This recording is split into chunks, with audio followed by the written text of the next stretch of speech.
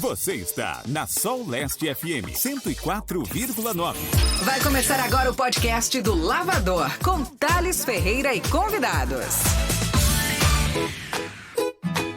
Bom dia, sextou Brasil com aquela chuvinha maravilhosa e estamos aqui na emissora com um convidado especial para a gente falar sobre esse assunto super importante do mês de setembro, né, que é o Setembro Amarelo. Eu poderia até apresentar, mas eu tenho certeza que todos já conhecem, né, porque ela já conhece aqui o nosso estúdio e eu vou deixar que ela se apresente. Bom dia, Sabrina! Bom dia, é um prazer estar aqui para a gente poder falar sobre uma temática tão importante e tão essencial, né, que é sobre uma temática que revela a saúde mental e a fragilidade que causa a questão do suicídio. Então eu fico muito feliz pela oportunidade de estarmos falando.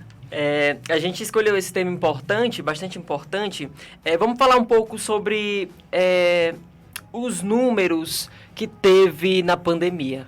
Triplicou, né? Com certeza. Assim, em questão deles contabilizarem os números de suicídio mediante a pandemia, não houve tanta contabilização. Eles fizeram uma contabilização de 2010 a 2019. Justamente por conta das pessoas estarem tão focadas no período pandêmico, eles acabaram trazendo somente esses dados até 2019. Mas foram dados bem grandes, né? Se a gente for pegar dados no mundo inteiro, se você vê, 800 mil pessoas consomem suicídio por ano. E esses foram dados de 2010 a 2019, feitos pelo Ministério da Saúde em 2021. Mas, com certeza, a pandemia ela trouxe diversos gatilhos que devem ter aumentado, sim, a questão do suicídio. Mas, com certeza, aumentou muito a procura para a saúde mental em relação à ansiedade, à depressão. E a depressão é uma das características relacionadas ao fator de risco maior que tem no suicídio, porque o último estágio da depressão é a questão do suicídio. E no Brasil, de 2010 a 2019, morreram por suicídio 112.230 pessoas no Brasil todo dentro desses dados. Então, é muita gente e é mais do que necessário a gente ter a prevenção e falar cada vez mais sobre essa temática. Eu acho que era o fato das pessoas estar em casa, né? Não ter, assim, não poder sair nas ruas. Aí eu acho que, com certeza... A questão do isolamento, né? Social. Isolamento social. Sim, a pandemia, com certeza, foi um dos maiores fatores que agravou a saúde mental das pessoas. O fato delas ficarem em casa, o fato de perderem seus empregos. Também tem a questão da renda também, por conta do desemprego.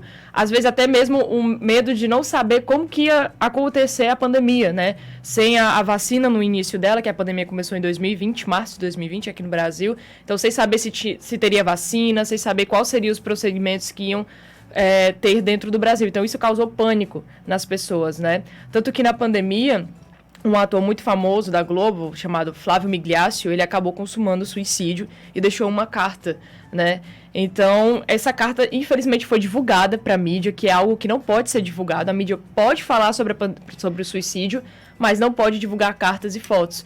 E o conteúdo da carta dele acabou causando cada vez mais pânicos nas pessoas, né, por conta da pandemia e também do suicídio, né, que nunca tinham passado por isso. E ninguém estava preparado para esse momento, né? Com certeza. Fui pego de repente, assim, em 2019. 2020. 2020, né? Sim. É 2020. No caso, vamos falar sobre a definição do suicídio? Sim, vamos lá. A Associação Brasileira de Psiquiatria, ela vai dizer que o suicídio ele é um ato deliberado, executado pelo próprio indivíduo, cuja intenção seja a morte de forma consciente e intencional, mesmo que ambivalente, de formas que ele acredita serem letais. Aí você pensa, tá, como que a gente pode melhorar mais essa definição? Em primeiro lugar, o suicídio ele é um comportamento, ele não é um transtorno mental. Ele deriva dos transtornos mentais, né? Em segundo lugar, ele é multifatorial. Ou seja, são diversos fatores. Tem os transtornos mentais que causam o suicídio, mas também tem outros fatores, como o luto, a própria pandemia, o isolamento social, o desemprego. Então, tem vários fatores que podem gerar a questão do suicídio. Outro ponto é o fator ambivalência. Quando a gente vai avaliar uma pessoa que tem ideação suicida, a gente precisa entender esse fator ambivalência. Sabrina, e o que seria? Esse fator ambivalência, ele transita entre uma frase, no sentido de, tipo, a pessoa ela não quer morrer, mas ela quer se livrar da dor. Então, ela fica nessa ambivalência. Eu não quero morrer, mas eu preciso me livrar daquela dor, tá me dando muita angústia. Então, o quão grande é a dor da pessoa ao ponto dela já querer tirar sua própria vida, né? E, para complementar cada vez mais o comportamento suicida, ele é dividido em 3 partes. Que primeiro é o pensamento, a pessoa ela pensa em querer se matar. O segundo é o planejamento, ela planeja. E o terceiro é a tentativa, né? Então, o suicídio ele é dividido por esses aspectos. Tem mitos, né, sobre o suicídio. Diversos. E, infelizmente, esses mitos, eles acabam criando barreiras para a prevenção. Como, por exemplo, um dos maiores mitos que tem no suicídio é sobre falar da temática. Tem pessoas que acreditam o seguinte: se eu falo sobre o suicídio, eu promovo o suicídio. E, na verdade, não. Quanto mais eu falo, mais eu promovo conhecimento para as pessoas, ao ponto de elas entenderem sobre a prevenção, sobre os fatores de risco, sobre os fatores de proteção, como ajudar alguém, como identificar. Então, quanto mais eu falo sobre um assunto, mais eu promovo isso. Outros mitos também que norteiam a questão do suicídio é justamente a questão da mídia, né? As pessoas acreditam que a mídia não pode falar sobre a temática. E, na verdade, é necessário a mídia falar. Tanto que é isso que a gente está fazendo hoje, né? Uma forma de você direcionar essa temática para outras pessoas. Então, ela pode falar. O que ela não pode é divulgar cartas, divulgar dados que são extremamente errados, ou então divulgar fotos, porque isso causa pânico nas pessoas, né? Outro fato também é que eles acreditam muito que uma pessoa que ela tem o pensamento suicida, ela vai ter pro resto da vida. E, na verdade, não. Se você busca cuidar da sua saúde mental, obviamente a pessoa ela não vai ter esse risco pro resto da vida. E um dos fatores também dos mitos que mais norteia é caso uma pessoa tente consumar o suicídio, ela não vai tentar de novo. E, na verdade, não. Também é outro mito. Se uma pessoa ela tenta uma vez e ela acaba não tirando sua própria vida, ela pode tentar outras vezes, né? Então, é chamado de uma questão de você prevenir esse fator. Então, muitas pessoas acreditam, se fulano tentou, ele não vai tentar de novo, tá fora de risco, isso é uma frescura. E isso acaba, cada vez mais, agravando o suicídio naquela pessoa, né? A sua saúde mental. É chamado de tentativa prévia, né? A pessoa, ela tenta uma vez e ela pode tentar outras vezes também. Ontem eu me deparei com uma frase, e eu queria que você definisse pra gente. A frase falar ajuda. No caso, a pessoa que tem ansiedade, que tem depressão, ela não confia, né? Ela guarda pra si. Então, defina pra gente a frase falar ajuda. Pronto. É uma frase que norteia sempre, quando a gente chega no Setembro Amarelo, eles sempre colocam essa frase, né? Falar é a melhor solução, falar ajuda.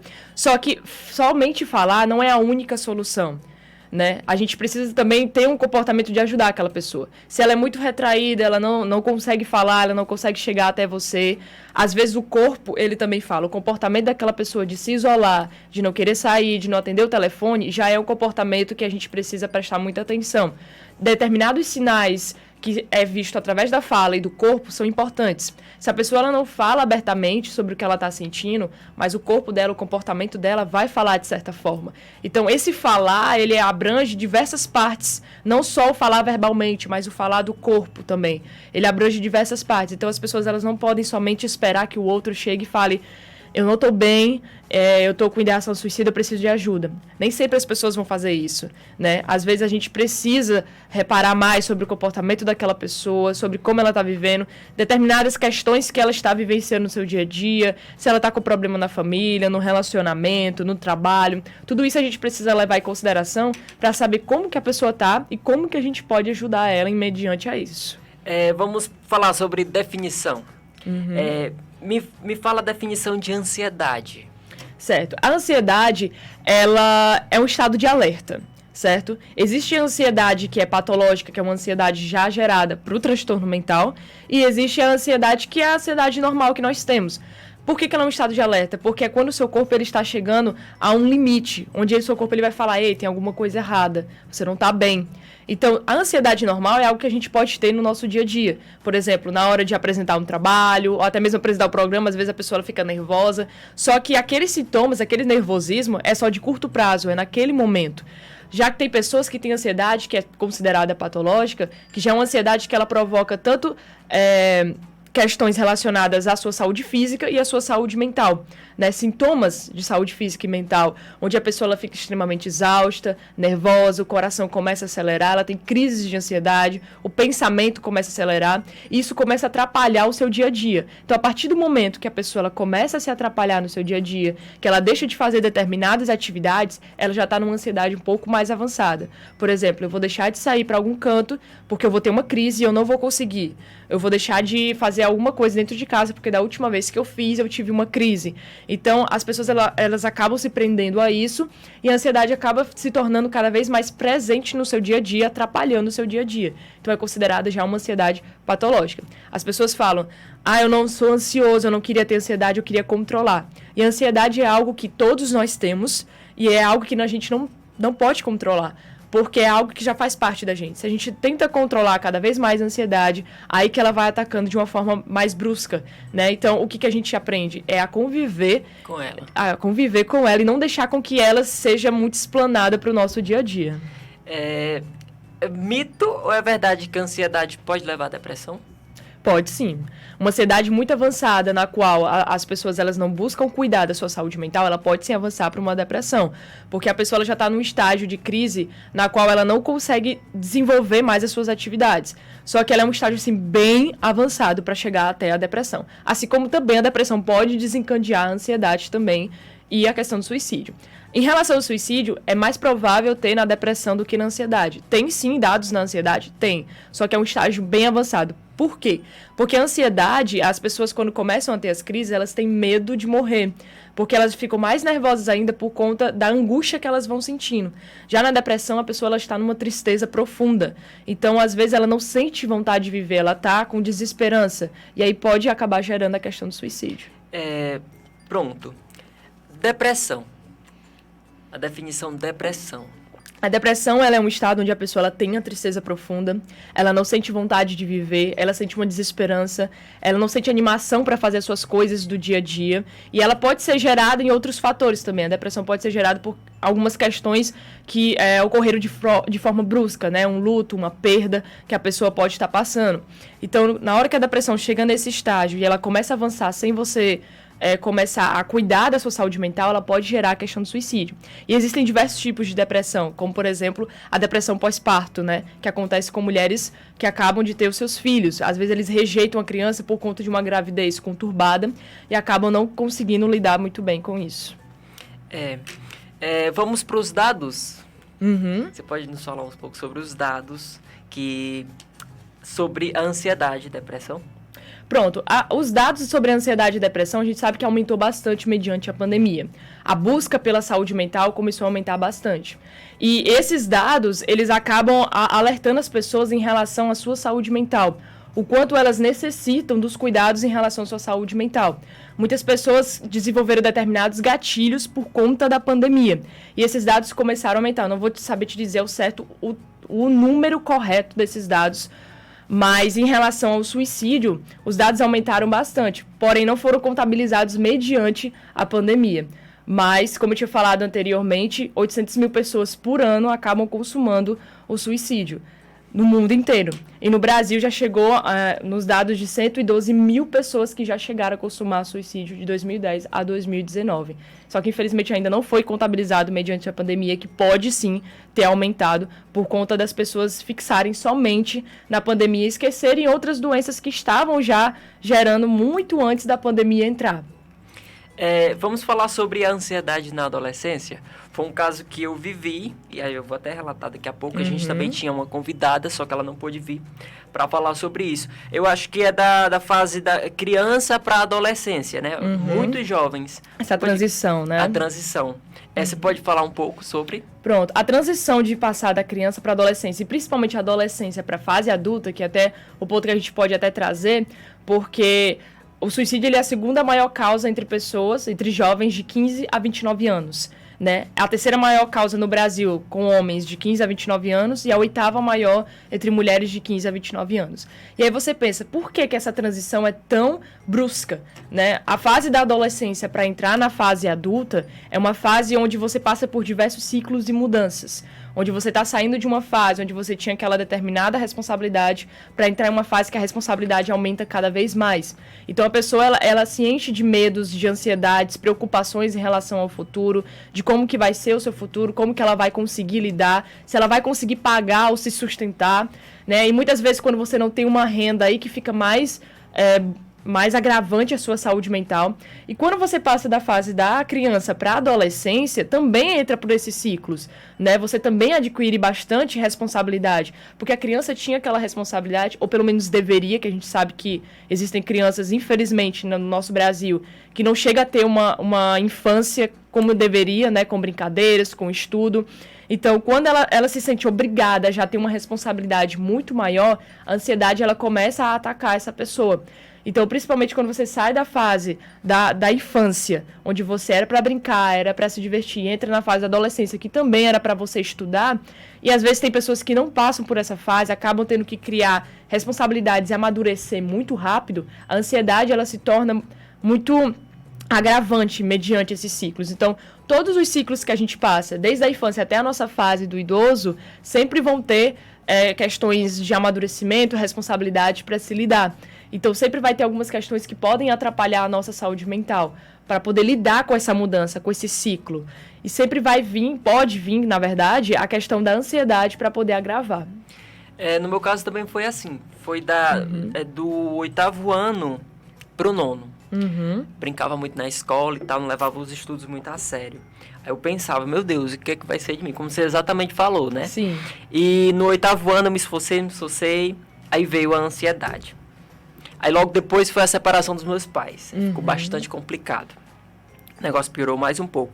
E quando eu fui para uma escola, era fundamental. Quando eu fui para uma escola de ensino médio, acontece que era totalmente diferente. Uma coisa que eu nunca vi na minha vida foi a pessoa usar droga na minha frente. E lá tinha de tudo mesmo.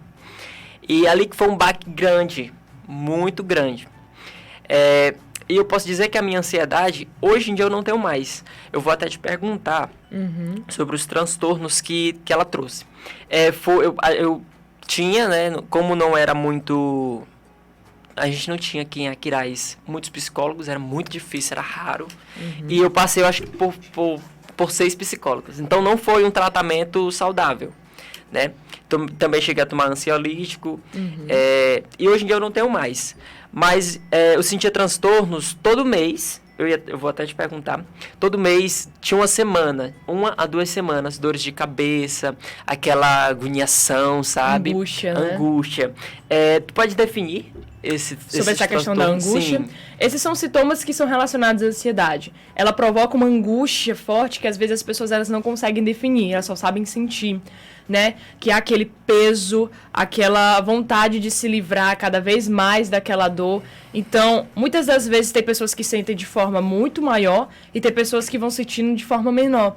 Vai depender muito do ponto da ansiedade, onde você vai estar, o ciclo que você vai estar vivenciando. Mas como foram vários fatores de risco que geraram a tua ansiedade, provavelmente ela veio de uma forma bem mais brusca. E quanto mais a pessoa sente aquela angústia, mais nervosa ela fica, porque o que ela quer? Ela quer se livrar, ela não quer sentir aquilo, ela fica sufocada.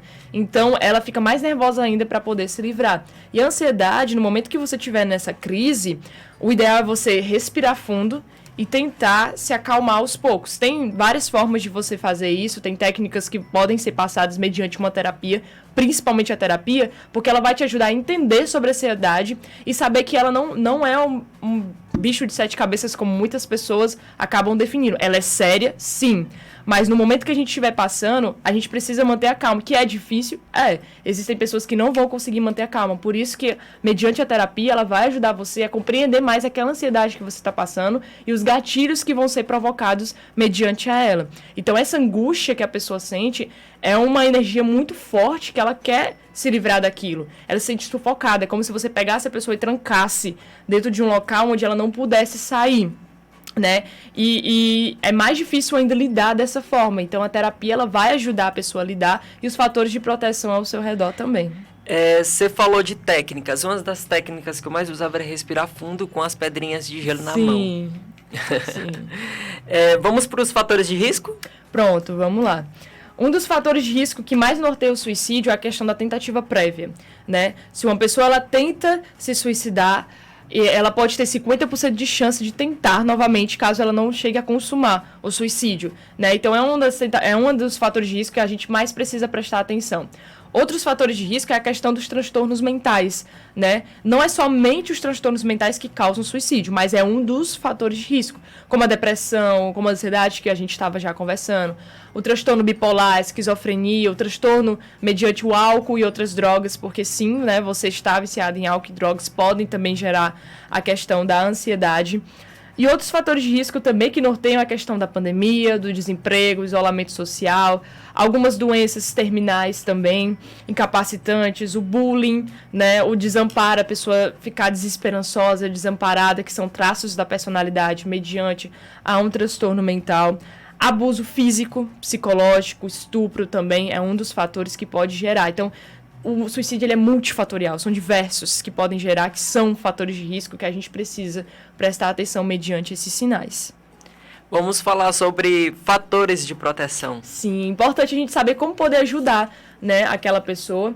Então, por exemplo, a primeira coisa que a gente precisa saber é a questão da empatia e do acolhimento. A gente não tratar aquela dor daquela pessoa como algo negligente, como algo que não necessita de cuidados. Por exemplo, quantas vezes você já não deve ter pedido ajuda em relação à sua ansiedade, ou então ficou com medo de falar, com medo de como o outro poderia reagir, né, sobre aquela dor, poderia ter diminuído a sua dor, né, ao ponto de, poxa, talvez seja significante para aquela pessoa, não quero atrapalhar aquela pessoa sobre isso. Então, o acolhimento e a empatia é extremamente importante, você estar perto daquela pessoa, né. Ah, Sabrina, mas às vezes eu quero ajudar a pessoa, mas ela não quer me ajuda, ela não quer fazer terapia. Só o fato de você estar lá do lado dela e não deixar com que ela fique perto de objetos que podem causar, né, a morte daquela pessoa, pode causar algum perigo para aquela pessoa, já é um fator de ajuda. O fato de você só ficar ao lado dela já é uma questão de respeito pela dor daquela pessoa. Outro fator de proteção é a questão da família, dos amigos e dos parentes. Quando a gente trabalha muito com a temática do suicídio, a gente trabalha também com a família. Até porque, mediante a terapia, eu vou estar naquele momento com o paciente. Depois que ele vai para casa, eu não estou mais com ele. Eu faço o meu trabalho naquele momento, mas eu preciso que a família também trabalhe junto comigo. Porque se ele está mediante a terapia ali comigo, e quando chega em casa ele não tem aquele apoio da família, é como se estivesse dificultando cada vez mais o meu trabalho mediante aquela pessoa e até mesmo o trabalho daquela pessoa consigo mesmo. Então já dificulta mais isso. Os amigos também são fatores de proteção. Outra questão, obviamente, a própria terapia é um dos maiores fatores de proteção que a gente tem. Praticar esportes, questões da religião também ajudam algumas pessoas, né? Estar mediante a igreja, a fé, pode ajudar. O esporte, alguma atividade física também ajuda, porque assim como a gente cuida da nossa saúde mental, a gente também precisa cuidar da nossa saúde física, né? E outros fatores de proteção é você se disponibilizar para acompanhar aquela pessoa, para ajudar. Porque você não pode só simplesmente chegar e falar, fulano, tá com esse problema? Pois vai lá, faz terapia. Às vezes a pessoa nem vai fazer a terapia. Às vezes a pessoa simplesmente fica só dentro de casa, ela não sabe nem como pedir ajuda, né? Então, às vezes, você se disponibilizar para ajudar aquela pessoa, para ir com ela, para acompanhar, ou então pedir para alguém também alertar para ir acompanhar, já é um fator de proteção muito grande. Outra questão também que seria muito bom falar é mediante as crises, né? Caso a pessoa ela esteja em crise, não deixar aquela pessoa sozinha e nem perto de objetos letais para a vida dela. É muito importante a gente prestar atenção nisso. E um fator também extremamente importante de proteção é a questão do CVV, que é o Centro de Valorização da Vida. Mediante, quando a gente fala sobre suicídio, a gente sempre cita esse CVV, que o número é 188, que esse Centro de Valorização da Vida é um número onde você pode ligar 24 horas, ou mandar mensagens, chats, e-mails, porque são pessoas que estão disponíveis 24 horas, né, para poder atender você de forma sigilosa, gratuita e voluntária, mediante a esse processo que você está vivenciando em relação ao suicídio ou agravamentos na saúde mental. Então, é um número que já existe há bastante tempo para justamente auxiliar as pessoas no fator de proteção mediante ao Setembro Amarelo. A gente sabe que tem várias pessoas que têm ansiedade, mas não reconhecem. Aí a pergunta que eu quero te fazer é: como eu sei que preciso de ajuda? Pronto. A partir do momento que você começa a perceber que determinados sintomas físicos e mentais começam a atrapalhar o seu dia a dia, já é uma forma de você buscar ajuda mediante a terapia. Por exemplo, algum dos fatores relacionados à ansiedade é a falta de ar, né? Aquele momento que você fica angustiado para poder respirar, o pensamento acelerado, a culpabilidade, o fator de você sempre estar se culpando, absorvendo tudo para si e ficar se culpando mediante a qualquer situação que você está passando, mesmo que a culpa seja do outro, mas você acaba se culpando. Pensando e se preocupando sobre como que o outro está te vendo, né? Também uma preocupação excessiva. Será que o Thales está gostando de mim? Será que ele está gostando de como eu estou falando? Será que a minha roupa está legal? Então, essa também é uma das maiores preocupações.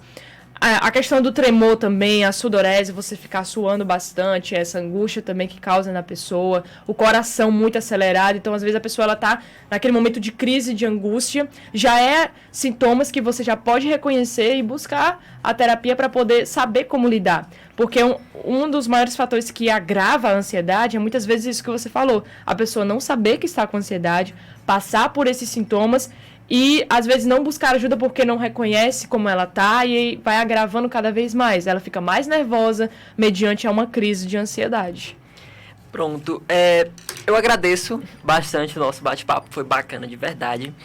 Deixa aquela mensagem para as pessoas que estão nos escutando, que precisam de ajuda, né? A gente tem pessoas aqui no YouTube, tem pessoas também escutando pelo link e através da transmissão, né? Deixa aquela mensagem de consolo, aquela mensagem de apoio, né, para todos que estão nos escutando. Pronto. Chega, falhou a voz, né?